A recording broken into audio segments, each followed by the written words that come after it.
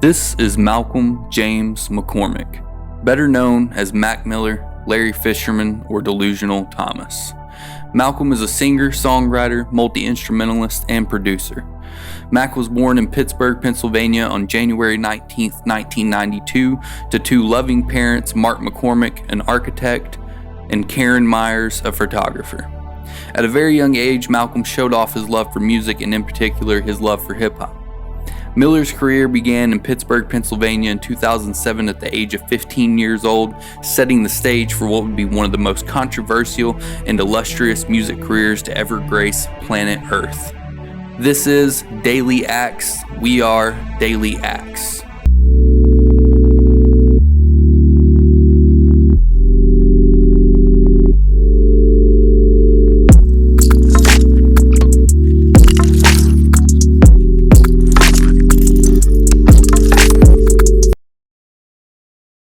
Two 2009 is considered to be one of the most important years in recent music history, with artists such as Lil Wayne's 2009 Grammy-winning The Carter 3, Jay-Z's Empire State of Mind, Owl City's Fireflies. On December 16, 2009, the artist known as Mac Miller would release his first full-length project titled The High Life.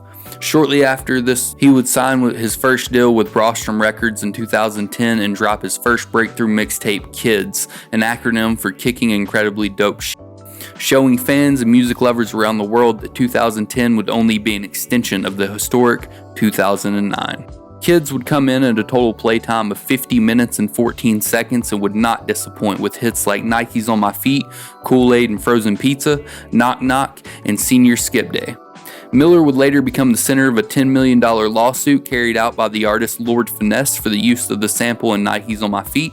However, the lawsuit would be settled outside of court in December of 2012. To support the 2010 drop of Kids, Mac would embark on his first tour in early 2011 called the Incredibly Dope Tour. Miller would sell out every location on the tour. Logic, the rapper, would later credit Malcom in his song Kool-Aid and Frozen Pizza for inspiring him to record his first mixtape. In 2011, McCormick would follow up the success of Kids with his debut album titled Best Day Ever. Now, blogs and other sources claim this is a mixtape, but Mac actually said himself, "It's actually not a mixtape, it's a free album. Free album is a free album." Which would feature Mac's first Billboard charts breakthrough and massive hit song, Donald Trump. The song would debut at number 80 on the charts and peak at number 75. The mixtape would also see a feature from up-and-coming Pittsburgh native and Rostrum Records label mate Wiz Khalifa on the song Keep Floatin'. Now, there's been speculation of a beef between Wiz and Mac for a long time. However, Wiz would later clarify in an interview with the Impulsive podcast. Just because realistically, I had a lot of different talks with him about that type of stuff.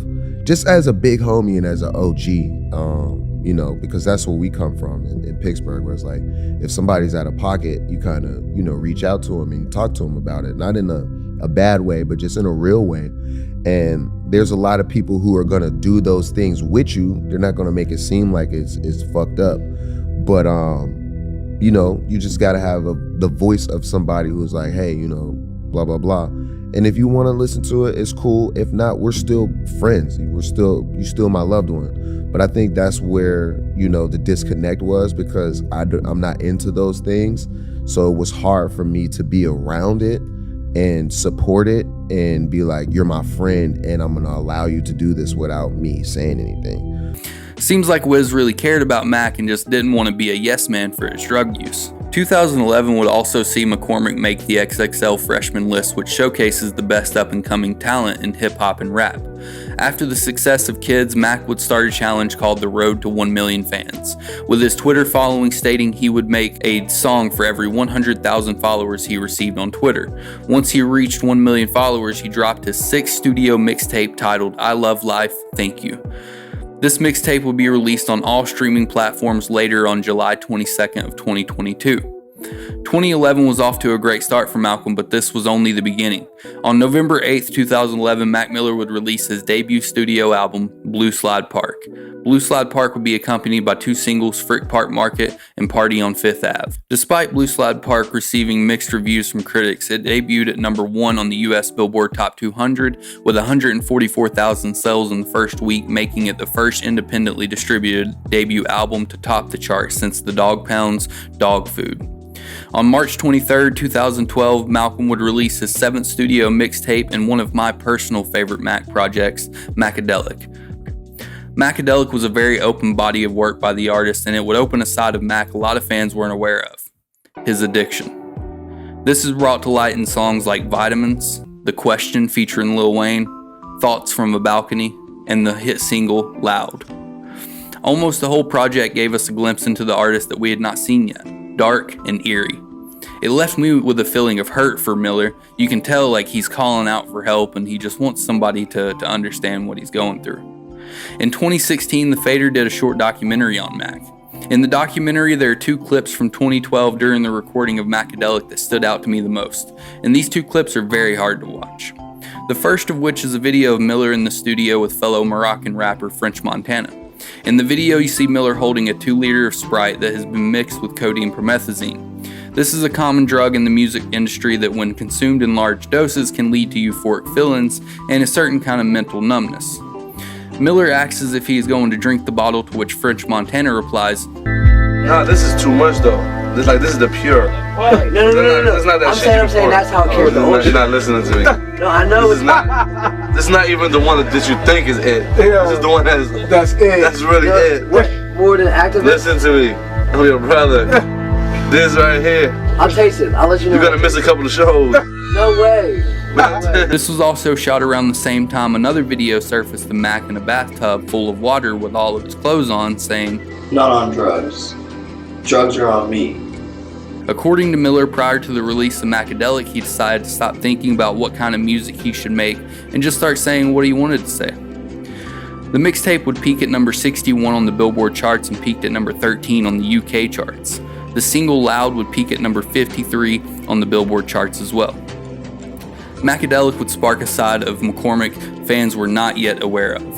Following the March 23, 2012 release of Macadelic, Miller would drop yet another EP on November 21, 2012, this time under the name Larry Lovestein and the Velvet Revival, titled You.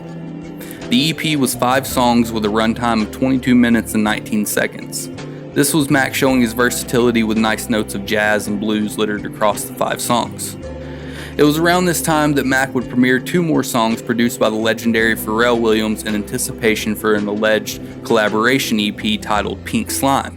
The project would stay under wraps and has not been released to this day. After the big success of Miller's 2012 year, he would show up again in early 2013 to showcase his newly founded label titled Remember Music, named after a late friend of Malcolm's. The label was primarily focused on up-and-coming Pittsburgh talent as well as to serve as a release label for Mac's alter egos. Around this time, Mac would get his first bid for TV. Miller starred in a 6-episode reality series, Mac Miller and the Most Dope Family, on MTV2. It followed the production of his upcoming 2nd studio album and premiered on February 26, 2013. March 4th would bring forth an instrumental mixtape titled Run-On Sentences Volume 1. Later that same month, on March 25, 2013, Miller would collaborate with TV star and musician Ariana Grande for her lead single titled The Way, for her debut album, Yours Truly. A subsequent music video for the single would be released on March 28, 2013. This would be a massive breakthrough for Mac as he would make the Billboard Top 100 for the first time, and the song would peak at number 9 on the charts. The song would go on to be certified triple platinum. This would make a perfect segue right into the Malcolm's 2nd studio album, Watching Movies with the Sound Off, which was released on June 18, 2013. The album would find Miller in a new psychedelic phase that he would call experimental.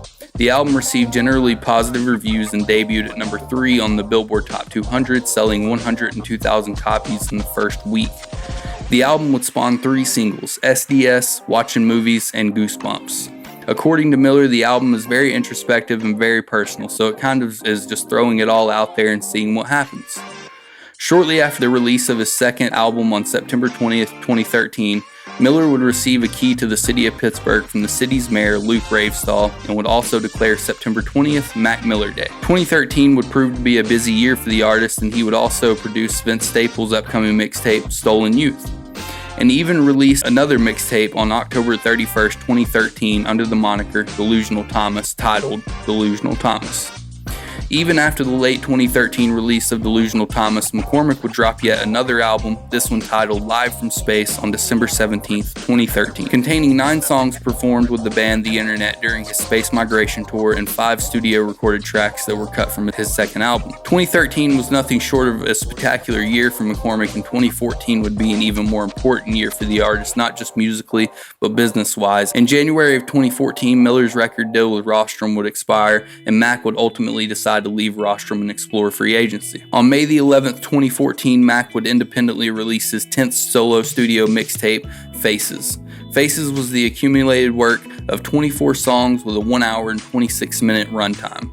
From front to back, we hear Mac reminiscing on the past and his current fame and what some critics called his most honest and personal work to date, with Mac revisiting his drug use again in songs like Angel Dust, Happy Birthday, and other songs like Rain and Grand Finale. Grand Finale is particularly eerie since Mac later said in an interview with High Snobiety TV's Behind the Track, he felt like that would be the last song he ever made. It was in a way Mac's suicide note to the world. Shortly after the release of Faces, Miller was back on the big screen for season 2 of Mac Miller and the Most Dope Family on MTV2, and in October of 2014, Mac would secure another big deal with the popular entertainment giant Warner Brothers. The deal was a recording contract and distribution deal. A source told Fader that Mac secured the deal for around $10 million. Mac had this to say to the Fader when the deal went public. "Warner is the most independent thinking company I met with. It's a partnership, and now I can focus on building my label, Remember, through music, and let them handle everything I don't like doing. Nothing will change in how I do things." In celebration of the signing with Warner Brothers, Mac would release a song to his real fans on SoundCloud titled "Just Some Raps, Nothing to See Here, Move Along." Just a little over a year after the release of Faces, we would see the Pittsburgh native make his highly anticipated Warner Brothers debut on September 18th, 2015. McCormick would release his third studio album titled Good AM, or Good Morning. Before we visit the album that is Good AM, I want to revisit a particular spot in 2014 that I believe will help us understand what Good AM was about. In the summer of 2014, after the release of Faces, Mac would hit a record low in his life. He recalls a particular story in 2014 while in Europe. "So I'm f***ed up in Europe one day, and I drunk dialed Rick Rubin," Mac says, while scarfing down Mexican food at a restaurant blocks from his new home.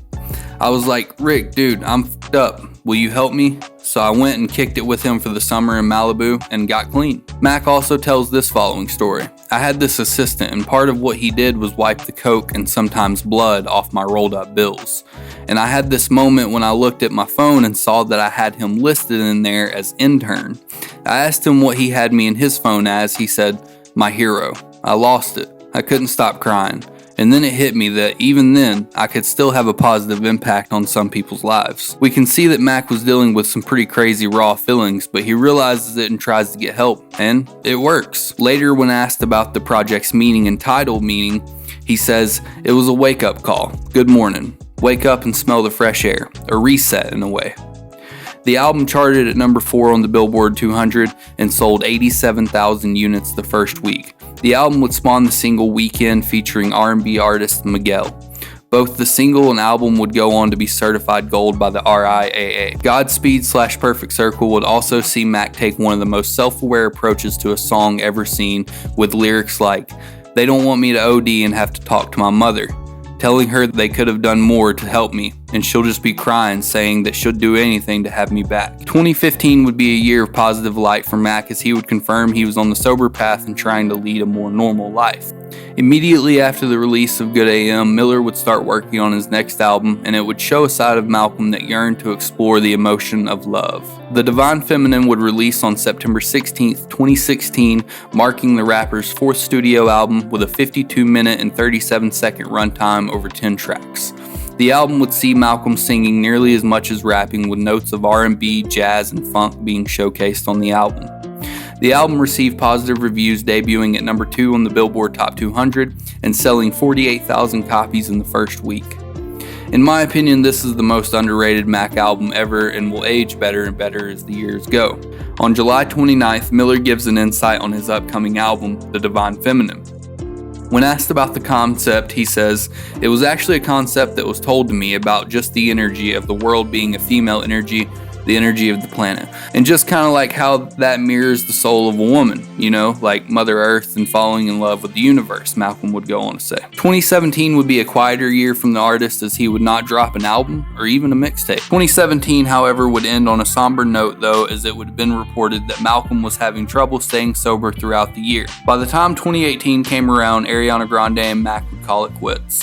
On May 17th, 2018, Miller would make headlines after crashing his 2016 Mercedes G-Wagon into a telephone pole before fleeing the scene on foot. He was arrested and released after posting a $15,000 bail. He would eventually be charged for the incident in August of 2018. Miller's fans knew with all the turmoil that meant one thing: new music. And on July 21st, 2018, Mac would announce his return with a brand new album called Swimming, releasing on August 3rd, 2018. The album would receive positive reviews from critics and would sell 66,000 units the first week, while landing number 3 on Billboard 200, marking the rapper's 5th consecutive top 5 charting album in the US. It is also worth saying that around this time, it was reported that Miller had been telling his friends he felt invincible. Sometime in the late evening of September 6, 2018, Miller would post a video on his Instagram of a record player. On top of the record player sat McCormick's newest album, Swimming. The record player turned out the last song of what would be Mac Miller's last album alive. On September 7, 2018, Mac would be found unresponsive by his personal assistant, and at exactly 11:51 a.m., Malcom James McCormick would be announced dead in his Studio City home. Mac's autopsy report came back as overdose by the way of the deadly drug fentanyl. And so it goes. You could have the world in the palm of your hands, you still might drop it, and everybody want to reach inside your pockets. So it goes. It's like in every conversation we're the topic. This narcissism more like narcotics. So it goes. Well, everybody gather around, I'm still standing, sit down, and I know I've been out, but now I'm back in town. So I show you the ropes. So it goes, so it goes, so it goes. Mac Miller, we love you, we miss you, and we can't wait to see you again.